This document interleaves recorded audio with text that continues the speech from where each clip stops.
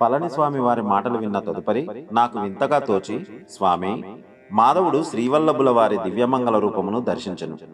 మీకు సదా శ్రీవల్లభుల వారితో సూక్ష్మ భూమికలలో అనుబంధం ఉన్నది.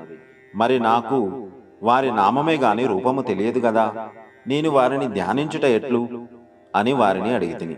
అందులకు పళనిస్వామి మందహాసముతో, నాయన, శ్రీపాదుల యందు భక్తి కలిగి ఉండినచో సర్వము సిద్ధించును. కూర్మము తన బిడ్డను విడిచి ఎంత దూరంలోనున్నను తన ఆలోచనా తరంగములతో బిడ్డను కాపాడును. మార్జాలము తన కిషోరములను నోటితో కరుచుకొని ఒక ఇంటి నుండి మరి ఒక ఇంటికి కొనిపోవును. కిషోరములకు ఎచ్చట సురక్షిత స్థానం అనిపించునో అచ్చటనే వానిని ఉంచును. అట్లే తొలుదొల్త శ్రీపాదుల వారు తమ భక్తులను కూర్మ కిషోర న్యాయమున పాలింతురు.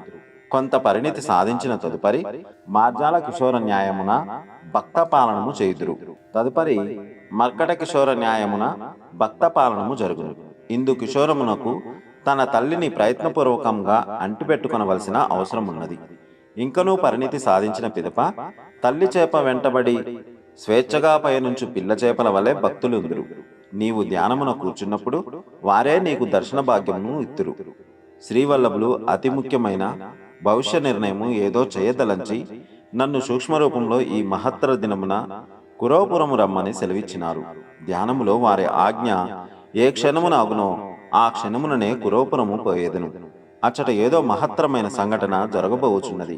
అది కనురారగాంచేడి మహత్తరమైన అవకాశమును శ్రీ దత్తప్రభువులు దయచేసిరి అని పలికి వారు ధ్యానస్థులైరి. తదుపరి నేనును మాధవుడును కూడా ధ్యానస్థులమైతిమి. ఈ రకంగా